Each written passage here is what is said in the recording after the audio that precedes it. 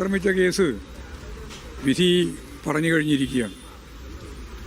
വിധിയുടെ പൂർണ്ണമായ ഭാഗം കിട്ടിക്കഴിയുമ്പോഴാണ് അതിൻ്റെ എല്ലാ വിശദാംശങ്ങളും പരിശോധിക്കാനും നിലപാട് സ്വീകരിക്കാനും സാധിക്കുക.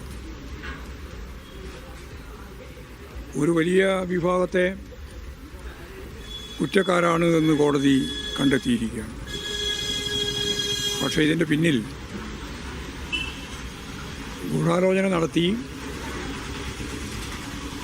എല്ലാവർക്കും അറിയുന്ന ഒരു കാര്യമാണ്. വെറുതെ കുറച്ചാളുകൾ ചേർന്ന് നടത്തിയിട്ടുള്ള ഒരു അതിക്രമമല്ല.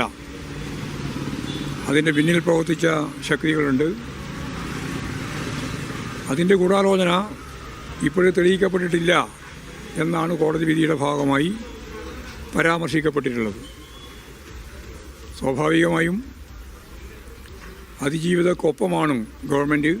ഇന്നേ അവരെടുത്ത എല്ലാ നിലപാടുകളും അങ്ങനെയാണ്. ആ നിലപാടിൻ്റെ തുടർച്ച എന്ന നിലയിൽ സ്വാഭാവികമായും അടുത്ത സ്റ്റേജിലേക്ക്, അടുത്ത കോടതിയിലേക്ക് പോകേണ്ടി വരും.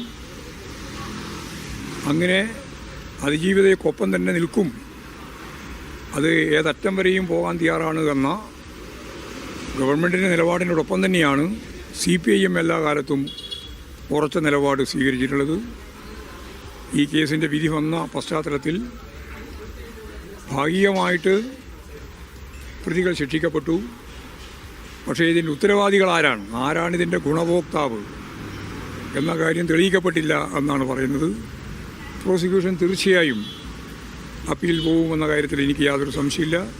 ഗവൺമെൻറ് ആ നിലപാട് തന്നെ സ്വീകരിക്കും. CPIM ഉറച്ച നിലപാടാണ്. അതിജീവിതക്കൊപ്പമാണ്